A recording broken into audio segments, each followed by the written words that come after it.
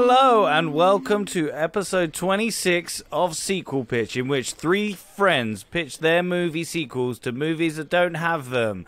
Joining me on this journey of clones, no Act 3s, and The Rock is a man that is a sinner supremist. It's Andy Henry. Hello. And a man that puts the extra in Terrestrial. It's Drew Toynbee. That really caught me off guard. Hello. Hello. And lastly, the man that always phones his pictures home, it's Matt Rushton. My mother is a film producer, that's why. She's not. But that's not it. That's not all who's joining me today.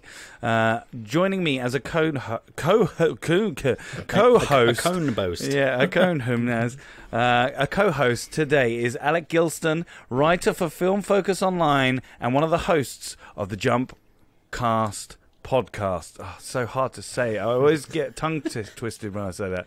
Hey, Alex. Hello. Hey. So, for anyone that doesn't know who you are, Alex, why don't you tell us a little bit about yourself and also the Jumpcast podcast? Yes, of course. Well, I mean, most people won't know who I am, generally.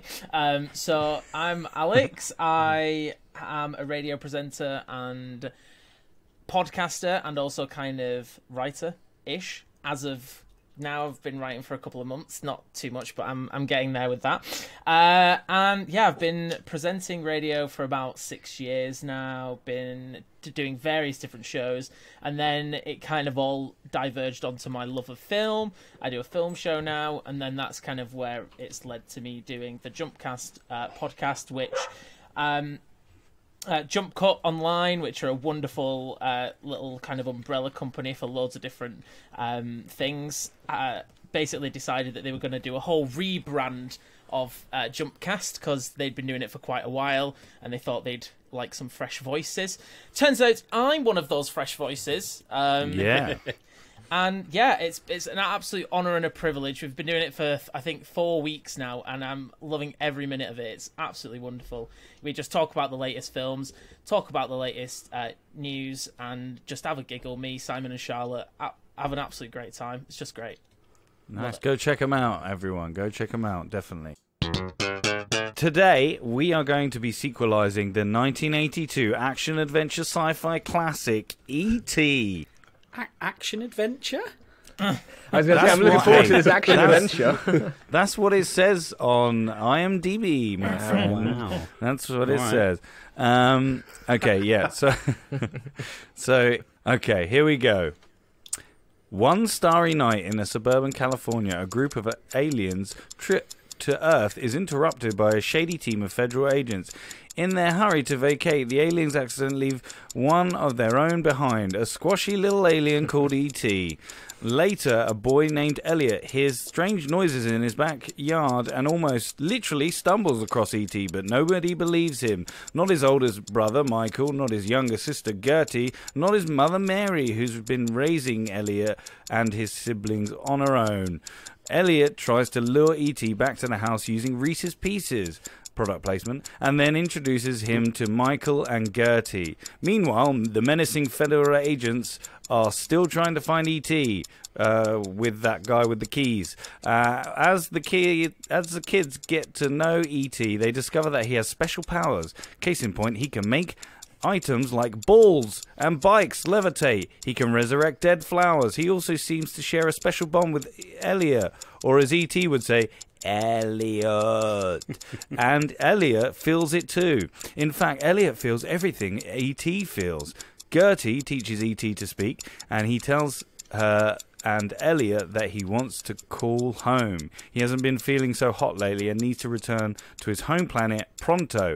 Elliot and Michael help him gather parts to build a communicator. The sinister federal agents get closer, E.T. gets sicker, and when Elliot cuts his finger, E.T. quickly mends it with his healing touch. On Halloween, Elliot and Michael sneak E.T. into the forest so he can call home. The next morning, E.T. wakes up alone Elliot wakes up alone and sick, and E.T. is gone. Michael later finds E.T. severely weak and lying face down in a creek bed. Michael brings him home, and E.T. is finally introduced to Mum, just before the federal agents and their team of doctors storm the house in a really, really weird scene where they just randomly walk towards them in silence. And then the doctors set up shop and run a battery of tests on E.T. as he gets sicker. Elliot gets better. E.T. crashes, but when Elliot tells E.T. Basically, E.T. dies. E.T. dies, but when Elliot tells E.T. he loves him, E.T. awakens, and the plan to return E.T. to his home planet is back on. Thank you to love. Elliot, Michael, and Michael's 3 friends race E.T. back into the woods on their bikes, arriving just in time to meet the alien spaceship. After a heartfelt goodbye all around, E.T. returns to the ship and departs, leaving rainbows across the sky. End of movie. There we go. Oh, God. There we go. I feel like that deserves a round of applause. Yeah, well done. Thanks, Alex. Cheers. Appreciate it. I never get any applause from these guys, so that's nice. Cool. So, what did we think about this movie? Alex, let's go with you. What did you think about E.T.? I love it. I mean, it's one of the best films ever. Undisputable. Nobody can tell me any differently, ever. I adore this movie. It was originally the film and Steven Spielberg that made me want to be a film director. I used to think, like, if I could make a film that is, just as epic as E.T. is, but also that has such heart and such wonder, then I'd be happy and content with my life. But then when I realised that I couldn't do that, then I gave up. I gave up on that dream.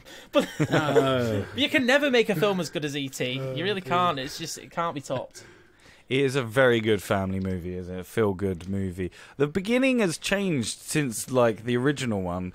It's much more sinister. Like, when I was watching the opening credits, I was like, wow, this is actually pretty scary. It's like, I had are we watching exactly the same Alien? note. It's set. Yeah. It starts off exactly. It sounds like that could be the score from the opening of Alien, and it would not seem out of place. And it really does set a very unsettling tone for this film. Yeah.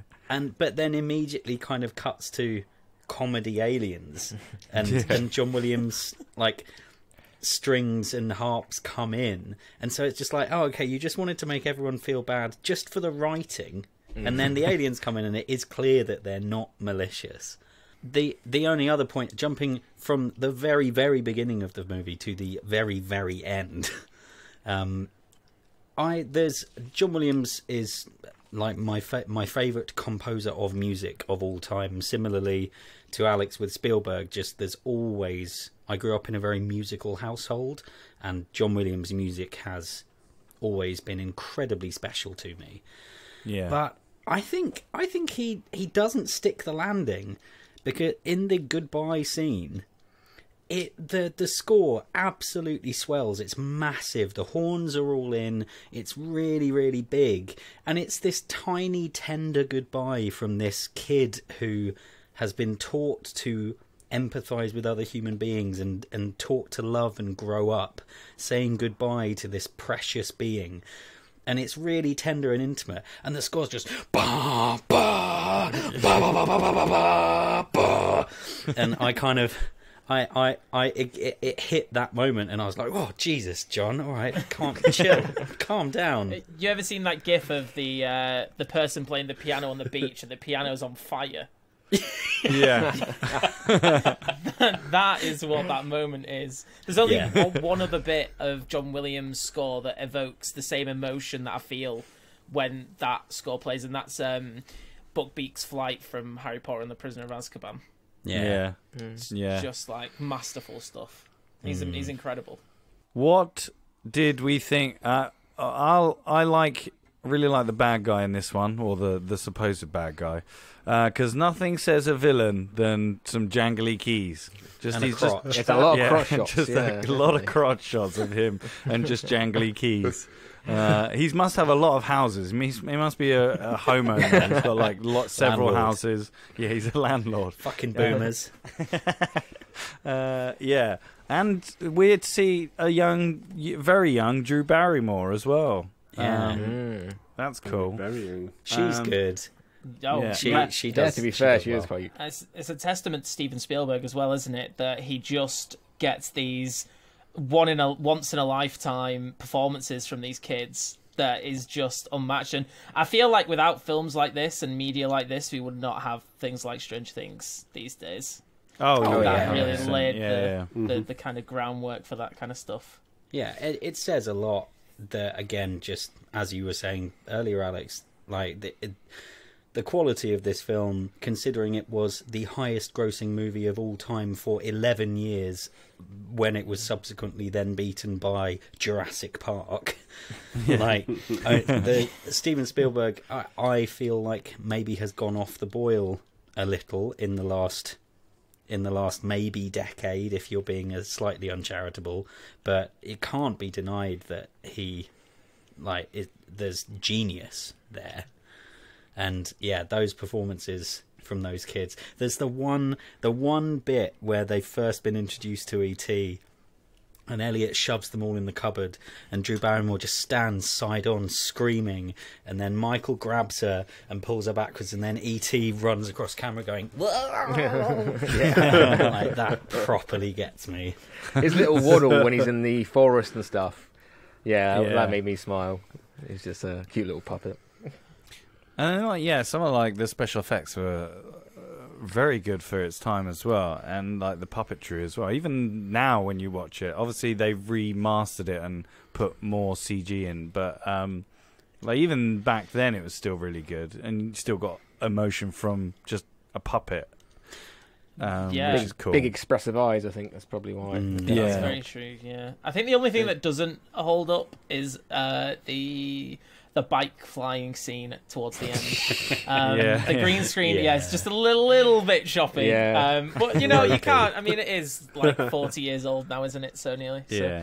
So, Matt, what We'll did let you him think? I mean, I was saying to you guys, we talked about this off and whatnot.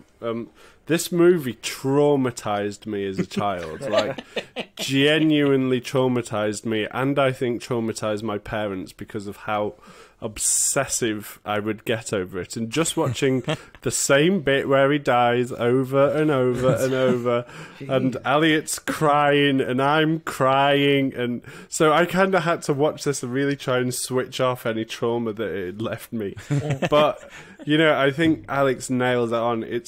I think the reason it affected me so much as a child is because it is just packed full of very understanding, very heartfelt, very loving character development and relationship development.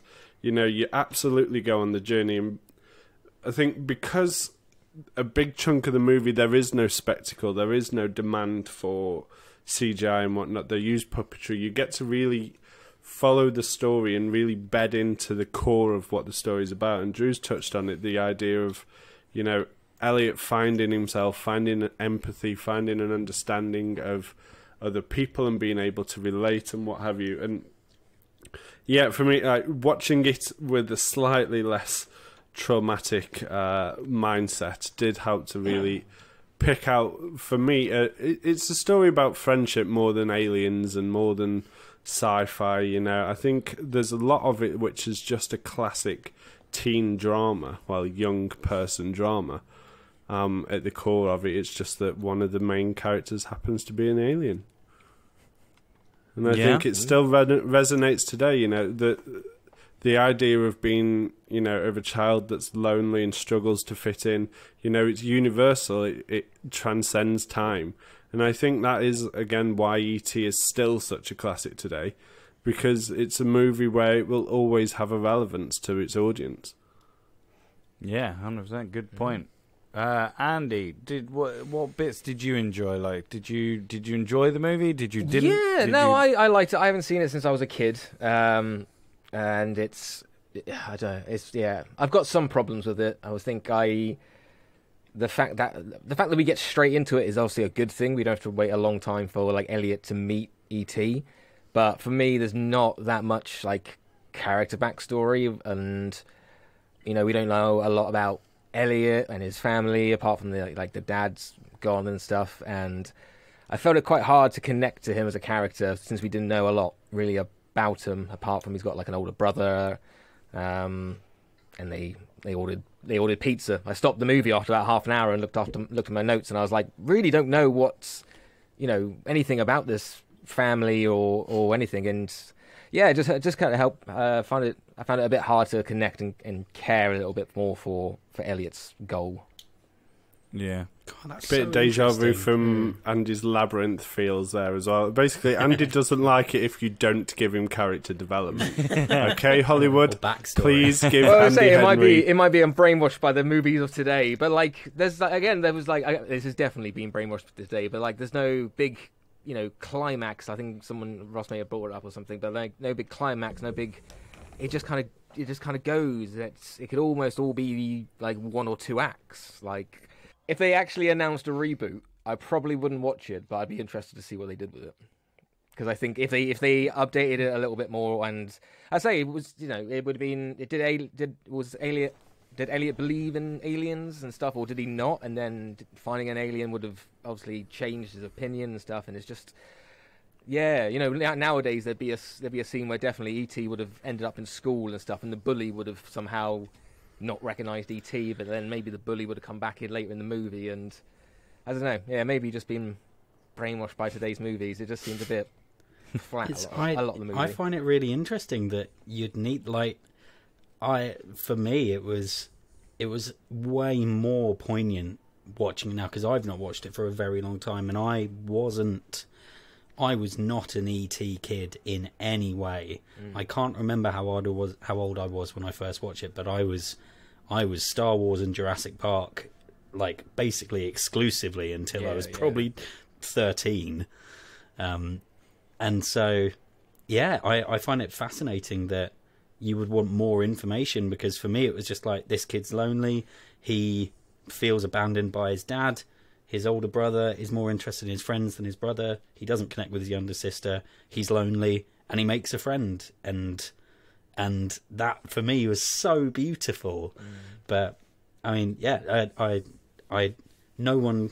not going to yuck anyone's yum or yum anyone's yuck. If you need more for it to feel fulfilling, that is obviously it's entirely subjective. I say maybe it's been brainwashed by all the kids' movies these days, where they're basically forcing exposition down your throat almost, and just say like, "Your dad is gone and no longer here. Accept that.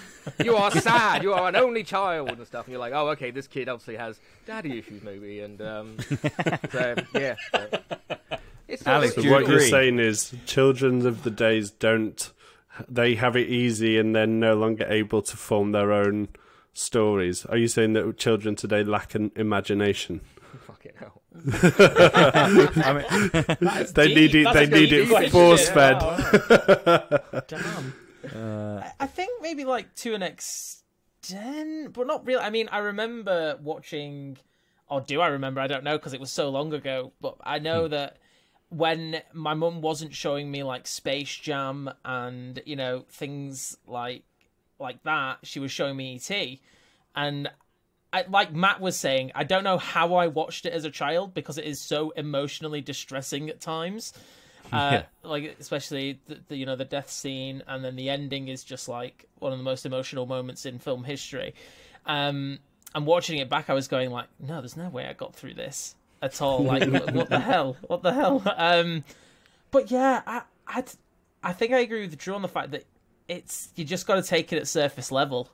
You don't need the big kind of backstory. You get the passing comment about dad being in Mexico and that kind of stuff. And I feel like that's just enough. It isn't necessarily about that, more about his connection to E.T. and the fact that helps him connect to the rest of his family and to make more friends and to kind of learn more about being human, which ironically from an alien. But then on that same vein, I feel like if you feel like there needed to be more character development in that sense, then fair enough.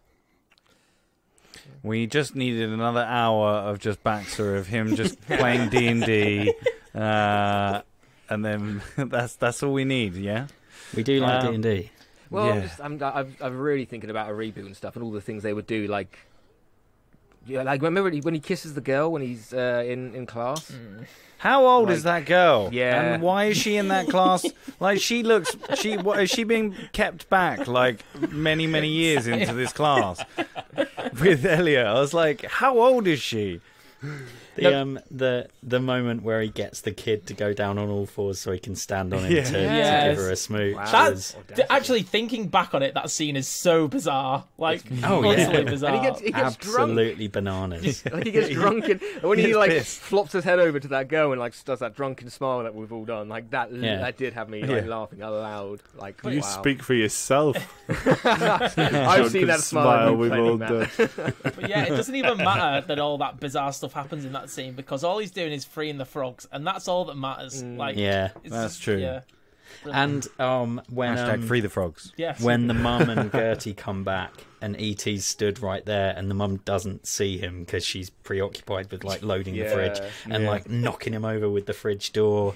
And those pratfalls. There are so many other films where I would watch that and I'd roll my eyes and be like, "Oh, this is so stupid." But whatever magic Spielberg has put into this film up to that point, I was just like, "Yeah, she knocked him over." One more thing. Anything you didn't like. Let's go with Andy. Anything you Greg. didn't like? Fuck Greg. Fuck Greg. Greg's one Which of one's these. Greg? Greg's one of these. He's the kid who's got the big Oh, headphones. yeah. Picks a fight with Elliot and stuff, and then at the end, when the house is surrounded, and his friends are like, "Something's going on here," and it's like, "Well, duh." But also, Greg goes, "Yeah, I think they're all dead," and everyone's like, "Shut up, Greg!" And I was like, "Yeah, shut up, Greg. What the fuck?" when they were on the bikes and he had the big headphones and his baseball hat and his gilet, I swear it looked like he was cosplaying as Steven Spielberg. He probably was. Could be, Yeah. could be. I'm going to dress you up like me. There you go. Okay, kid. Drew, anything you didn't like? I will come on to this a bit more when I give my score, but there are some things that I'm not a huge fan of, but I can't not adore this movie. It doesn't matter. It could walk in and kick me in the face, and I'd still think it was a masterpiece. So that reach. So. Yeah. Alex? I genuinely, there are just some films that you cannot give criticism on, really, and I feel like E.T. is one of them. It just is. don't worry, you're going to have plenty to criticise in the pictures. So I can't wait. Matt? No, the only thing I didn't like was having to watch E.T. die again. That cold, grey corpse on the table. He looks like something like a powdered turd when he's dead. it's not No. nice. It is horrible. It is, Yeah. yeah. I again, like, watching that as a child must have been so distressing. I can't remember it, but I probably do remember being so upset by it. My gosh. Right, let's give it the scores. We could talk about it all day. Well, yeah, maybe. Or Andy can talk about Greg all day. So let's go with the scores. Matt, what would you give it out of 5? Okay, I'm going to jump in straight away and give it a solid 4.25 powdered turds on a table out of 5. Just because I enjoyed that vision. Thanks, Ross. Very nice. Andy? I'm going to go for, I'll probably get hate, but 3.75 drunken kids in class. Good lord. Yeah. Yeah. I'm gonna have to see what you've scored higher than this and judge you. Drew? For me, it's as I just mentioned, there's stuff that I'm not sure on. What brings ET back to life that wasn't already there? Like that's the biggest one for me. Is just why does he come back to life? Yeah, but despite any issues that I have, this is a 5-star film for me. It is 5 full crispy Reese's Pieces out of 5. Which Keys just eats off the ground. Doesn't know what they are, but just picks them up and eats them. They smell delicious. You can't smell them there. Have you ever had a can't Reese's smell 'em from the Piece, ground. Andy? He has telekinesis. No, Keys. I think Keys when he picked up the Reese's from the ground. I think he I heard him like does just eat- chew it and munch it. And I was hear like, him just "I'm go, picking it up." E.T. Yeah. All right. Alex, go on. What are you? I think I know what you're going to give it. I think you did. Yeah, it's 5. It's all day, every day. 5 stars, easily. Or 5 rainbow streaks across the sky. Nice. Do you need mine, or have we got enough people? I have yours, yeah. We can put Alex's in as yours. Or no, give yours anyway. I mean, Alex can get his own I special agree with platform. both of. I will give it a 5 as well. It is a classic movie. It is one of those films that you should watch before you die. And yeah, go and see it. It's a beautiful family movie, action adventure movie, sci-fi. Rom-com. You're really drumming home this action, aren't you? Yeah. I was trying to look for the action in your synopsis, and I was like, oh, I think he jumps at one point. it's a he pretty rad bike chase. He gets hit by the fridge. That's a dangerous Hey, stunt. look, he drives with those 2 guys in that little tube thing on the back of the car, and they're like falling around and going, whoa, that's action. So I guess there you there's go. a bit of action in there, so you can label it that. Yeah. What does that give us, Drew? So that comes out at 4.38 out of 5, tying with Moana and coming in joint third behind Inside Out and our joint second of Hot Fuzz and A Quiet Place. And yeah, just so that everyone knows, Andy rates Step Brothers. Oh yeah, definitely better. Andy rates Step Brothers higher than this movie, so Andy has no soul. Andy rates Rampage higher than E.T. Andy. Yeah. Rampage is good. For the film that Rampage is sold as, it's good.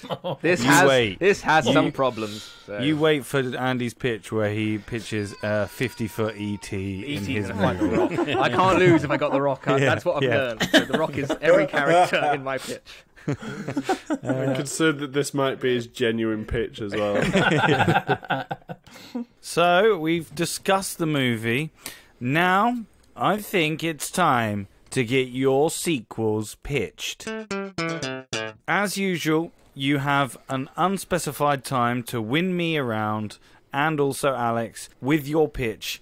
And Alex may have some questions for you. I may have some questions for you. And, yeah, that's it. So... Okay. Can I very quickly mention another Yes. thing about just before we move on? The one of the other reasons that I picked E.T. As the film, or like one of the things that drew me to it, is because a sequel to E.T. would be indescribably one of the worst things. So I just wanted you all to suffer, basically. We did. Alex, who do you think should go first? You know what? I think Andy should go first. I knew that was coming. I knew it. All right, bring it on. Give us your title and your sort of like 1-line or 2-line summary of what your pitch is. Mine's called E.T. 2, Fight for Freedom. E.T. Fights the Rock. No. Elliot has spent his life trying to find E.T. When he finally does, he finds out there was a reason E.T. was hiding. So, Elliot is in his 40s and working for like NASA or SpaceX. He's part of a team who's been trying to find and communicate with aliens using this strange new method. We meet Elliot's ragtag bunch of friends and establish they've been trying to reach out to E.T. since Elliot and Jake started the team 10 years ago, but have had no luck. They're using the DNA taken from E.T. in the first film to kind of shoot out like a homing laser or something into space. We then meet Jake. He and Elliot talk about how they're best friends, both wanting to find and study aliens since they were boys. Jake and Elliot are called into the boss's office, who is angry that they're wasting money on this strange new method, and if they don't produce results soon, their funding will be cut. Elliot explains that they've developed a new satellite that will fly into space and should amplify their signal. The day of the launch, and we've got some cool shots of the rocket going up, and inside the control room, everyone's nervous, and then everyone's happy. Whee! There's a scene or two to indicate a passage of time has gone by, and no results. One day, the satellite explodes. The boss fires Elliot. Elliot feels like maybe E.T. doesn't want to communicate with him. At home, just before he goes to sleep, Elliot sees something fall from the sky, and maybe we can see a small rainbow trail or something. He calls Jake and his friends, and they all meet at a landing site. When they get there, they see E.T.'s ship, but it looks like it's been in a battle. E.T. waddles down his ramp, but as Elliot goes to hug E.T., E.T. collapses into Elliot's arms. Elliot tells his friends to take the E.T.s to his house. Elliot and his friends have to sneak into work and steal medicine to help E.T. and the other alien friends. They encounter the boss and lie about why they're there. Over the next few days, Elliot and his friends heal the E.T.s, and we have some funny scenes where the friends start to bond with their own individual E.T. Elliot and Jake fight. Jake saying they should have told the boss about E.T., but E.T. saying the boss would have wanted to keep E.T. on Earth and not help him. While E.T. is healing, he tells Elliot that that him and the last 4 E.T.s on his ship are the last of his kind, and they've been in a war for thousands of years against another alien race, was called the Gackers or something for the moment. They've been running for years and stuff, they've been running for years and trying to find something they know that is toxic to the Gackers, and that's why they were kind of in the first film, I think, kind of searching around. While the war was going on, basically ETs were destroyed, and there's only 5 of them left in their race. So they've been running, and they had a cloak and shield that basically cloaked them from all waves and frequencies and anything trying to anything in the sky. Basically, I'm trying to say E.T. knew Elliot was trying to reach out to him, but he couldn't respond because he didn't want to put his race in danger. The thing is, when Elliot's satellite exploded, it knocked something loose in E.T.'s ship, and his cloaking device was disabled. And with no way of putting it back up, they retreated to Earth, looking for a friend. Jake contacts the boss and tells him about E.T.'s landing. Suddenly, evil black government cars turn up and surround everyone. The boss turns up, and Elliot sees that he and Jake are in cahoots. Jake explains that he and Elliot have different definitions of the word study, and maybe he was given a promotion or something as extra incentive. The guard shoots the E.T.s with tranks. And Jake tells the boss that Elliot was keeping E.T. secret, and the boss tells Jake to arrest Elliot and his friends. Elliot and his friends are taken to a secret underground base. There, Elliot walks past some operating rooms where the ETs are getting prepped for experiments. Elliot and his friends are thrown in an underground jail. The boss says they're being the real thing tomorrow and leaves to check on the experiments. Elliot asks Jake why he betrayed him, and Elliot starts monologuing about the stories his boss had told him. Not all aliens are friendly, like E.T. In 1992, a race of aliens came down looking for war, but they were ill-prepared and Earth won. The aliens contained a bacteria that scientists have been working on for years, and it can now be applied to stop the aging process. One alien race in 2004 was harder to beat, and they managed to capture an alien and is doing tests on it down the hall. Elliot tries to explain that E.T. needs saving. If they don't help soon, the Gackers will come. Jake says they're ready for anything, and the evil guy laughs out of the room. We cut back and forth from the ETs being prepped, and Elliot and his friends breaking out of jail. When they break free, they go past the room holding the captive alien. They open the alien's door and run as the alien chases them. They run into the operating room, but the alien starts to attack the evil guys, while Elliot and friends save the ETs. As the alien bursts into the room, we see Jake runs away scared. As everyone is running for the exit, E.T. sees the room holding the alien sample that can stop the aging. E.T. explains to Elliot this is what the Gackers are toxic to. This will kill them. Suddenly, Jake appears, and Elliot and Jake have a fight while trying to get to the sample. Elliot can either have the winning knockout punch, or the alien can grab Jake's leg and eat him if we don't want Elliot to be too violent or anything. E.T. then tells the alien not to hurt them and to leave the planet safely, or come with them. Maybe he can shapeshift into something smaller, and it can pop on his shoulder. Elliot and the gang try to leave, but are surrounded by government people. They get into a car and drive to E.T.'s ship, and we have another scene where the E.T.s are making the cars fly. When they get to the ship, Elliot hands the sample to E.T. His friends ask him why he's given up the chance to stop aging, and Elliot explains if it wasn't for the humans, then E.T. would have found the bacteria long ago, and if it wasn't for him, E.T.'s ship would still be hidden. He gives E.T. The sample when they fly away. Elliot is happy knowing that they will win the war and can repopulate their race. Or Elliot flies up with them, and we have a badass threequel. But the other one's probably the better ending. Very nice, very nice. Well done, Andy. Cool. Alex, do you have any questions for Andy? Very, very interesting. Very interesting. And, well, first of all, I just, wanted to know whether there was a little bit more exposition for why Jake turns evil. Got a promotion. Yeah, he got a promotion. To be honest, I was running out of space. But, yeah, Distinctly lacking backstory. He wants to be evil. That's it. That's all you need. He wants to... Got away in the first film. So Is there posters of different film villains on his wall as the film starts? Showing that he wants to be a villain. Andy, you got done, mate. One of the most savage birds I've ever heard. I also wanted to know who you would possibly choose to play Jake as well. I'd be intrigued to know any options that you might have thought of for that. Apart from the Rock, of course. Yeah. No, to be honest, I can't. I haven't actually I can't think of anyone. I really wanted Tom Hanks. Not Tom Hanks. What's his son? Colin Hanks. But maybe he's a bit too old. Maybe. And Elliot. I mean, like I don't know. I don't know if the character or the kid is still acting. Obviously, an adult now. I know he's going to conventions, so maybe he does need a bit of a cash injection.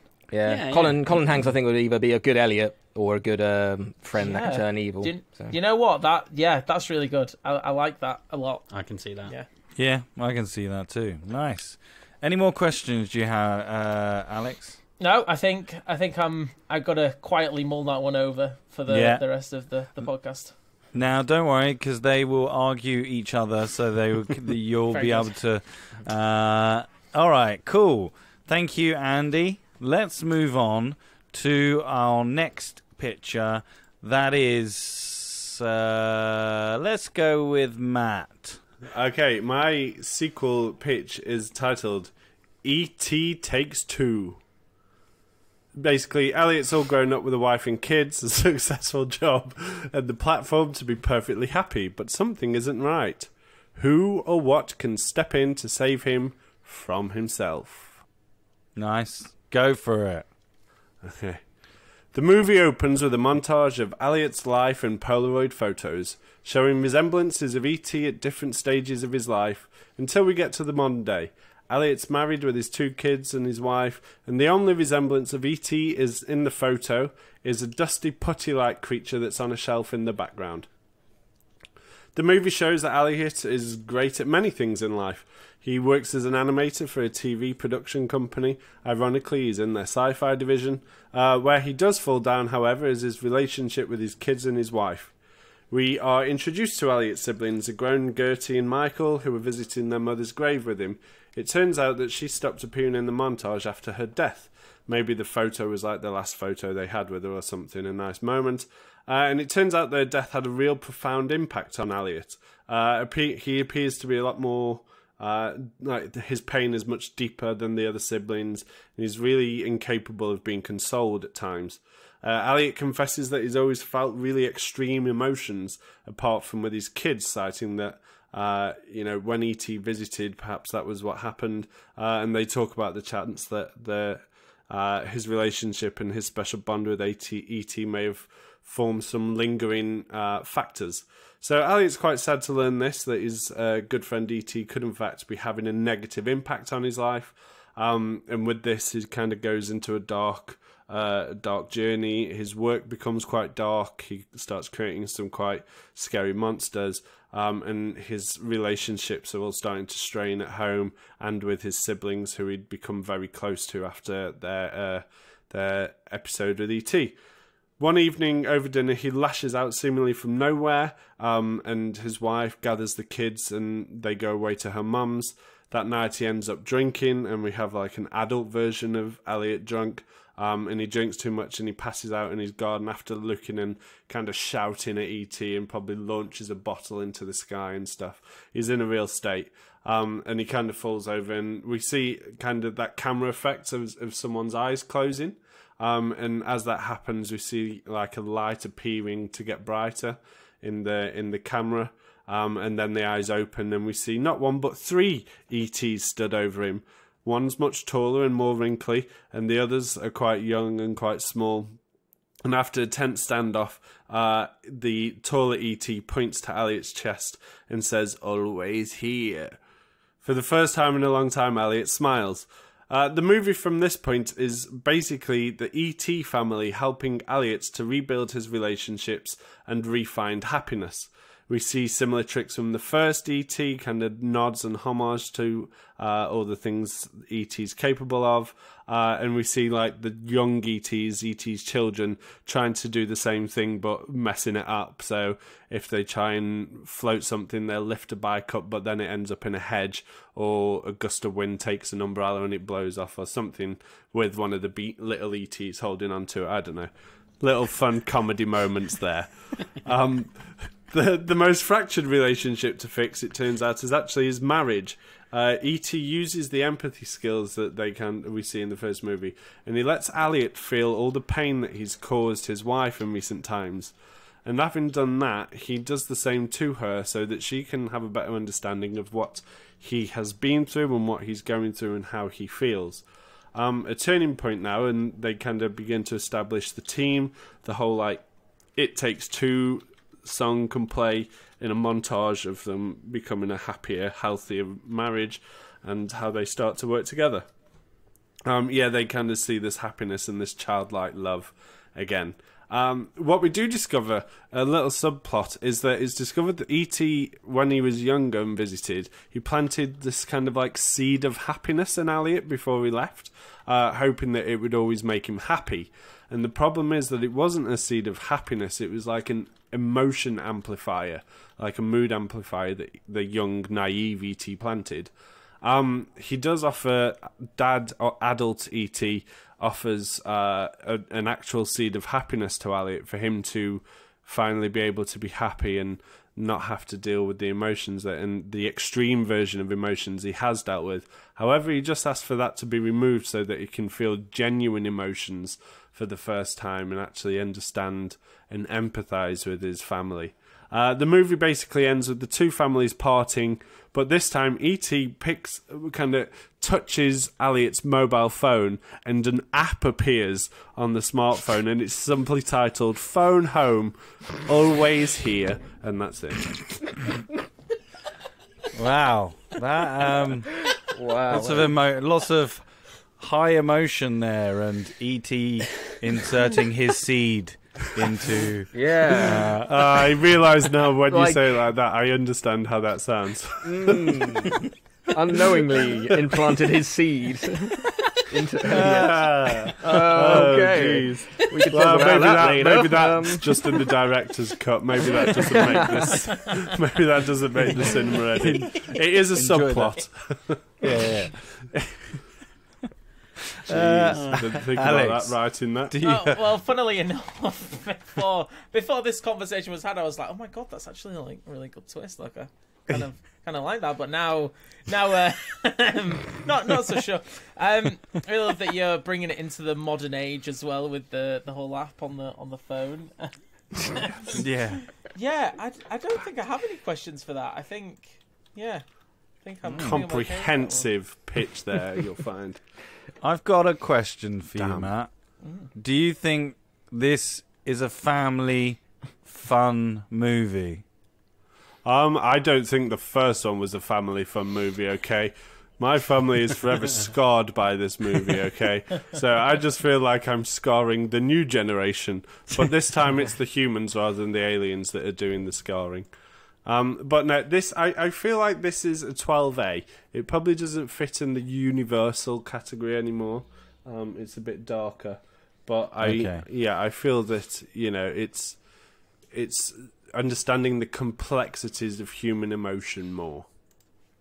Okay. Very nice, very nice. Okay, last but no means least is Drew. What is your title and what is your one line? My title is The Extraterrestrial. And my one line is E.T. has been monitoring Earth and sees that it is on the verge of ecological collapse, and so comes back to find Elliot to bring a solution. Wait, what's your title? The Extraterrestrial, so without the ET. Oh, okay. Just dropping So the first one was ET, the Extraterrestrial. Yeah. And now it's just the Extraterrestrial. Yeah. Brave. All right, Drew, go ahead. So we see footage of climate disasters and things steadily getting worse, perhaps in some sort of montage from 1982 through to 2021. Wildfires, powerful storms. It transitions, the camera pulls through a monitor on a spaceship. It's ET's ship. And the species are observing Earth and lots of other planets, but they can see that there's some sort of tipping point happening. There's a sort of big council meeting. There's an older alien who seems to be giving some sort of passionate speech, gesturing towards the planet, but everyone turns them down. That's our ET. And he sort of sneaks off, steals a ship from their utopic planet where they live, of a planet of learning and science, and takes a small crew and jets off for Earth. We now find Elliot, funnily enough, Matt, living a normal-ish life, living in a house near a cornfield. He seems to struggle to connect a bit with his wife and his kids. Interesting that we both came to that. And he's a bit reserved and quiet, and he seems to have been getting more so over the years. There's a scene of his sort of young teenage kids hanging out in the attic, and you see high-powered telescopes in the background, kind of half-covered with sheets and gathering dust. We get enough setup of Elliot and family that you kind of hopefully forget a little bit about the opening scene with E.T., and everything just feels a bit mundane. Elliot's a botanist like E.T. was. He studies plants, and he's been getting more despondent about the state of the world and what's happening ecologically, and he's growing more and more distant from his family. They're all being a bit more isolated from each other. And then one night, over the cornfield, there is a rainbow in the sky, and landing, creating a perfect crop circle in the corn, are E.T. and his crew. And it's all very emotional and big, and his family are saying they always believed him, but they never quite believed him, and the stories that their aunt and uncle always told them. And once all those introductions have happened, E.T. reveals the thing that he's brought, and it's a power source. None of them, they don't quite know what they're looking at, but Elliot's partner, who's also a scientist, sort of looks at it and says she thinks it's an energy source. E.T. sort of gestures to their truck out the front and the exhaust pipes, and then shows them this thing making energy without causing environmental problems. And so Elliot is like, oh god, well, I've got to call someone who can do something with this. And he contacts the most authoritative person who has any links to the government that he knows, Peter, which is the name of the actor. It's Agent Keyes from the first movie. He's obviously an old man, he's retired, but they've stayed close, and he gets him on a video call, and like has the shock moment where he's on the video call and he turns the camera to show ET, and you show Peter like falling out of his chair or something like that.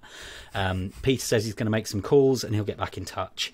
And while the family are waiting, the kids sort of get acquainted with E.T. and his crew, and Elliot tells them the story of what happened before, and we set up E.T.'s abilities to heal people and have telekinesis and all this kind of stuff. And then a day later, they get a phone call from Peter, and he says they have to run. He tried to keep it on the down low, but words got out. There are people coming for them. They need to get from California to go and meet one of Peter's contacts, who's a professor at MIT in Boston and in Massachusetts, and they have to go right now. So they have to go on a road trip, and they're beset with problems. It starts off kind of funny. So because there's a family of 4 and then 3 aliens, they have to go in 2 cars. And so there's like people fighting about who's going to have to sit next to an alien. They have to stop off for repairs, and they have to disguise or hide the aliens. So you've got aliens in wigs again and bumbling around. Elliot trying to convince the kids to eat healthy food, but they're annoyed because the aliens are just eating Reese's Pieces, and so then everyone just ends up eating candy. And they all start to bond a bit more, and then they start going through more beautiful areas of like the Midwest, and you get the huge vistas of the Grand Canyon and Utah, Nebraska, Iowa. But then as they come back to Chicago, the bad guys start catching up to them as they get to more urban areas. they get separated and one of the other aliens is killed by the baddies and the kids get taken. Elliot gets injured and E.T. heals him, but because it's a major injury, it takes quite a toll on him. I can't escape comparisons with Force healing from The Rise of Skywalker, and I apologise for that. I'm just going to flag that now. They manage to get the kids back, and they all sort of hit the road again. They're driving through the night. They're being chased. They're getting close, but they get surrounded. They try and reason with the bad guys, and they're some sort of shadowy organisation. It's kind of suggested that maybe they represent the fossil fuel industry. But when they won't hand over the power source, it gets destroyed as the family and the remaining ETs escape. And everyone's really kind of sad and gutted, and they've lost this thing, and all seems a bit lost. But then Elliot's kids, they've been trying to keep them secret all this time, but they're saying